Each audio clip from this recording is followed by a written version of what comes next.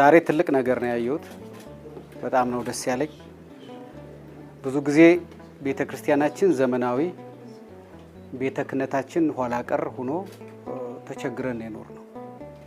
በአንድ ተቋም ውስጥ ዘመናዊና ኋላ ቀር ተቋማት አንድ ላይ ሲሰሩ ችግር ይፈጠራል። ቤተክርስቲያን ምን ጊዜም ዘመናዊ ናት። ምንም ይሄ ቀረሽ አትባልም። ቤተ ክህነት ግን ተቋም ስለሆነ መሻሻል አለበት። በየጊዜው መሻሻል አለበት። አሁን ዛሬ እነ እስክንድር ያሳዩንን ስራ የዛሬ 50 ዓመት ነበር መስራት የነበረበት። ከዘገየን ደግሞ መስራት ያለብን ዛሬ ነው። ለነገ የሚሆን አይደለም እና በጣም ትልቅ ተስፋ የሚሰጥ ነገር ነው። አንድ እነ እስክንድር ቢያደርጉ ቅድምም ስለው ነበረ በእኛ ሀገር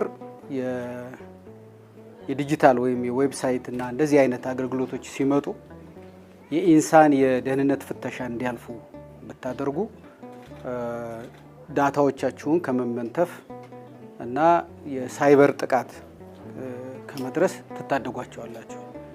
ካልሆነ የነዚህ ሁሉ ሰዎች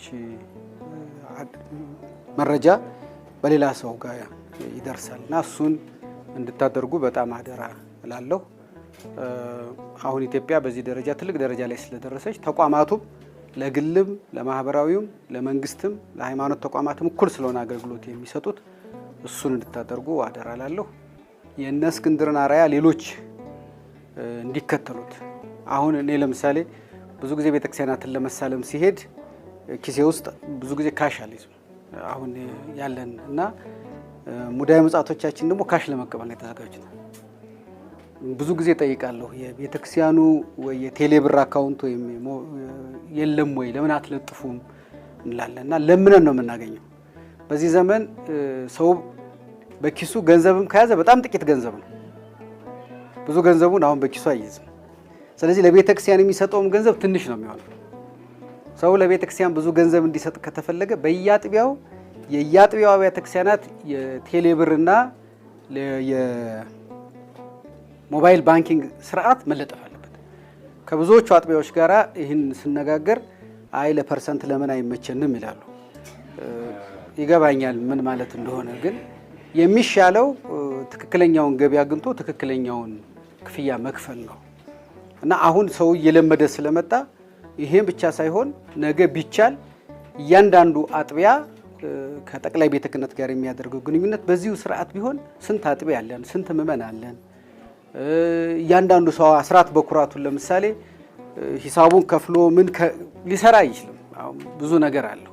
ግን አሁን እንደዚህ አይነት ዌብሳይት ለምሳሌ የጠቅላይ ቤተ ክህነቱ ወይም የሌሎቹ አጥቢያዎች ሰው አስራት በኩራት ለመክፈል የሚያመችበት ስርዓት ቢኖር ቅድም አሁን አባይ ባንክ የዘረጋው ስርዓት ሰው የትኛውን ቦታ ሆኖ ከዚህ ተቋም ጋር ያለውን ግንኙነት የሚያሳልጥ ነው። ስለዚህ ሌሎች መምሪያዎች በዚህ መንገድ መሄድ መቻል አለባቸው። እኔ በመጨረሻ ምለው እስካሁን በቤተ ክህነት ወይም በቤተ ክርስቲያን እየተጠቀምን ያለነው አባቶቻችን የፈጠሩትን ሀብት እንጂ አዲስ ሀብት አልፈጠርንም። አሁን ቅድም የምናያቸው ህንጻዎች አብዛኛዎቹ አባቶቻችን የፈጠሩት ሀብት፣ አዲስ ሀብት አልፈጠርንም። ተቋም ማለት ደግሞ አዲስ ሀብት መፍጠር ነው።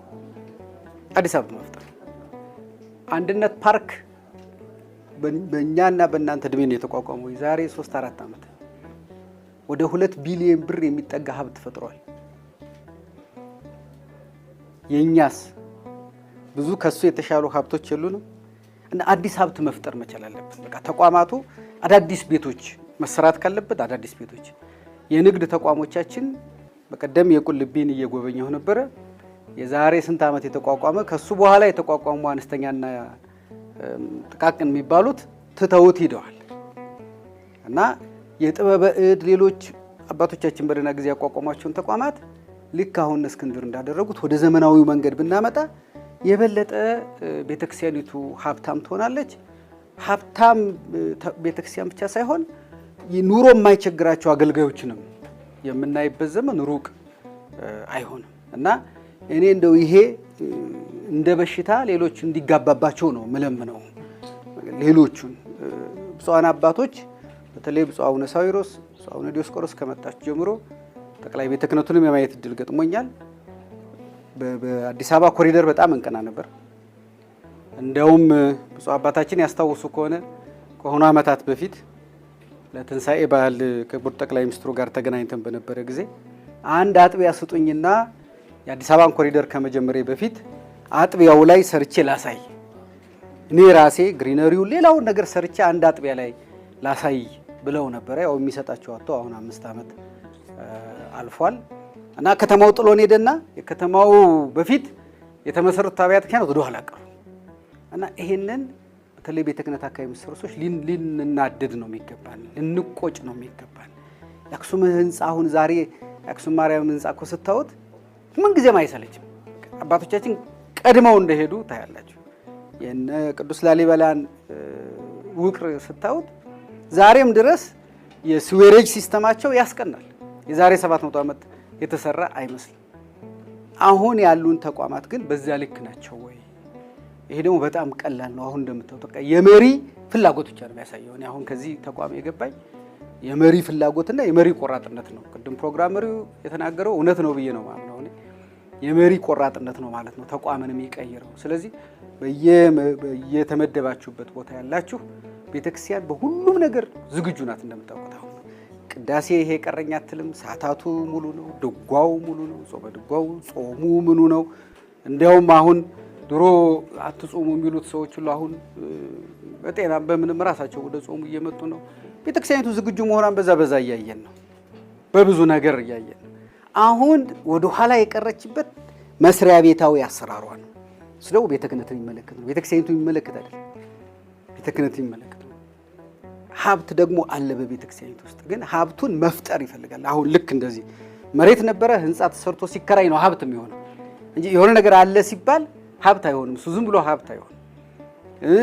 ጥሩ ነው የተቋሙን ከባንክ ጋር ማስተሳሰር፣ ፋይናንስ ከሚያደርጉት ተቋማት ጋር ይሄ ነው ሀብት የሚፈጥረው እና እኔ እነ እስክንድር የሄዱበትን መንገድ ሌሎቻችሁ እንድትሄዱበት። እኔ ወደፊት በቤተ ክህነቱ የሆነ ፕሮግራም ላይ መጠራት የምፈልገው እንዲህ ባለ ፕሮግራም የንግስ የምን አይደለም።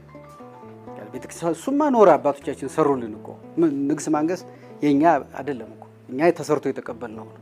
አሁን አዲስ ነገር መስራት፣ አዲስ ሀብት ማፍራት፣ አዲስ ነገር ለነገ ትውልድ የሚሆን ነገር መስራት፣ አጥቢያዎቻችን ትንሽ ቀደም ብለው መሄድ።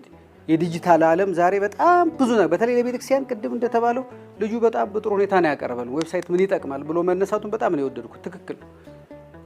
ለእኛ ነበር እንዲያውም በጣም ቀልጣፋ የሚያደርግልን። ሰው አስራት በኩራቱን ለመስጠት ቀላል ነው። ሙዳየ ምጽዋቱን ለመስጠት ቀላል ነው። አሁን የሳጥን ሙዳየ ምጽዋት በዚህ ዘመን ማየት እኮ የሚያስመሰግን እንዳይመስላችሁ አይደለም።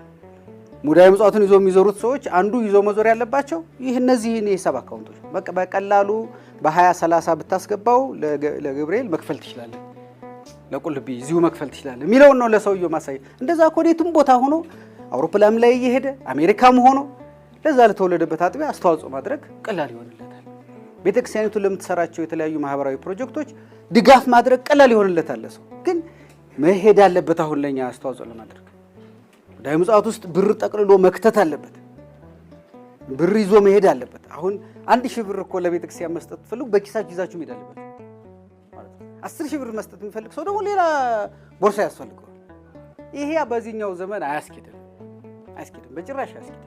እና እባካችሁ ሌሎች ተቋማትም በተለይ የኢኮኖሚውን ዘርፍ የምትመሩ እንደነ መምህር ግርማ ያላችሁ ወደፊት እንዲገፋ ይሄ ዲጂታላይዜሽን ለቤተክርስቲያን በጣም ጠቃሚ ስለሆነ አሁን ለምሳሌ ብፁዕ አባታችን እኮ እስክንድር ብቻ አይደለም የዚህን ፓስወርድ ወስደው ቢሮ ቁጭ ብለው እነ እስክንድር ምን እየሰሩ ነው? ቤተክርስቲያኒቱን ገቢ እየሰበሰቡ ነው አይደለም?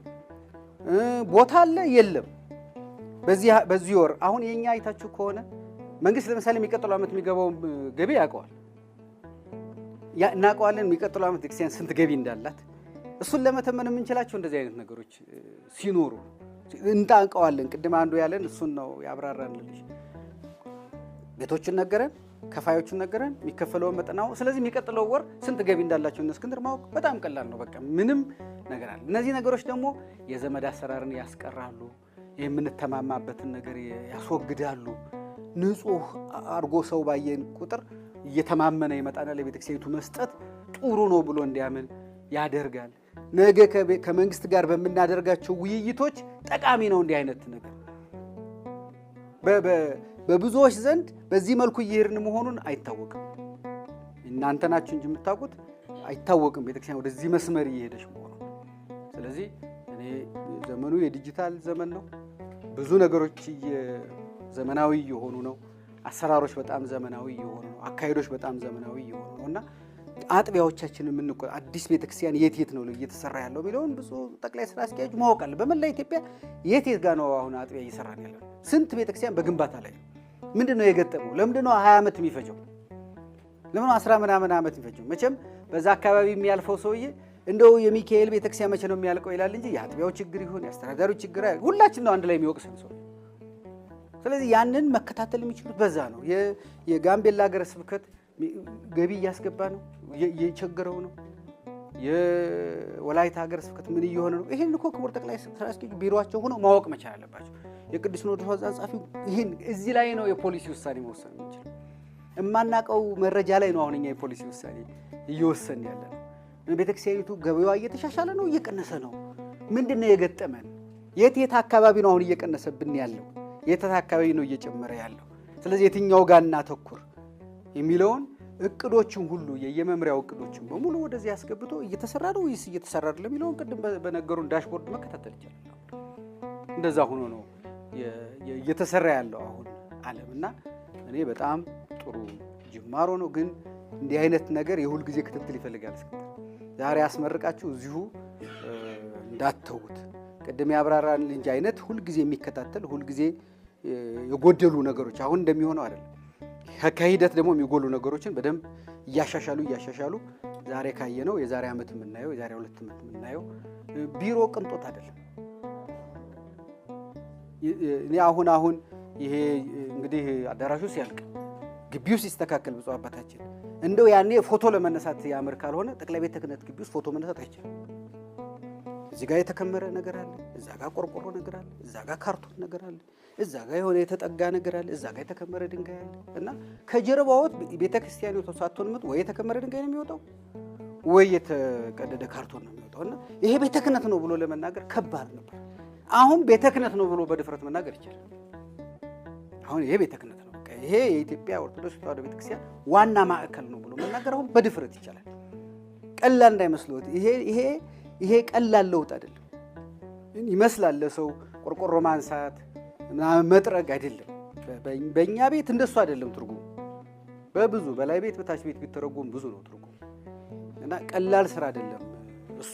ሌሎቹም አጥቢያዎች ይሄን መቀጠል፣ ሌሎቹም አህጉረ ስብከት ይሄን መቀጠል አለባቸው። አይቻለሁ 1-2 ብፁዓን አባቶች እየሰሩ ያሉትን በድንገት ወደ ክፍለ ሀገር ሲሄድ አያለሁ። የዞኑ የምን ብቻ ሳይሆን ብፁዓን አባቶች ምን እየሰሩ ነው፣ ሀገረ ስብከቱስ እንዴት እየሆነ ነው፣ ከከተማው ጋር እየተሻሻለ ነው ወይ ብዬ አይቻለሁ። 1-2 ብፁዓን አባቶች ጥሩ እየሄዱ አይቻለሁ። ግን ሁሉም ለምን በጭቃ አይሰራም? ችግር የለውም እኮ በጭቃ መስራት፣ ግን ንጹህ ጭቃ መስራት ይችላል። ዛፍ ለኛ እንዴት ሰው ያስተምረናል? ዛፍ መትከል እኮ ለኛ እኛን ማስተማር ያለብን እንጂ ለኛ ሳር መትከል እንዴት ለኛ ንጽህና ለኛ የሃይማኖታችን አካል አይደል? እንዴት ሰው ያስተምረናል? እና ይሄንን አሁን በተለይ አዳዲስ ሰዎች ያለው ወደ ጠቅላይ ቤተ ክህነት እየመጣችሁ ያንን ማድረግ እግረ መንገዳችሁን ቅድም አይቻለሁ። በዚህ በቤቶች እስካሁን ሀብት በመፍጠር ረገድ የነበሩ ትልልቅ ስራ የሰሩ ሰዎች እንዳይረሱ። ቤተክርስቲያኒቱ ነበሯት እነ ሊቀ ካህናት ኃይለ ሥላሴን የመሰሉ እንዴት ሲታገሉ እንደነበረ አስታውሳለሁ። ቤቶችን ለማስመለስ የድሬዳዋውንም የአዲስ አበባ እንዲህ አይነት ሰዎች ታሪካቸው ሊቀመጥ ይገባል።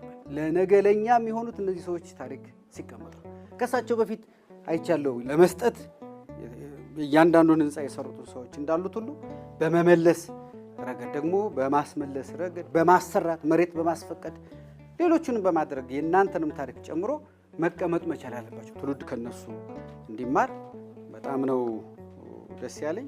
በምንችለው ሁሉ እንዲህ አይነቱን የቤተ ክህነቱን ዘመናዊ አካሄድ ማናቸውም የመንግስት ተቋማት ለመደገፍ ዝግጁ ናቸው።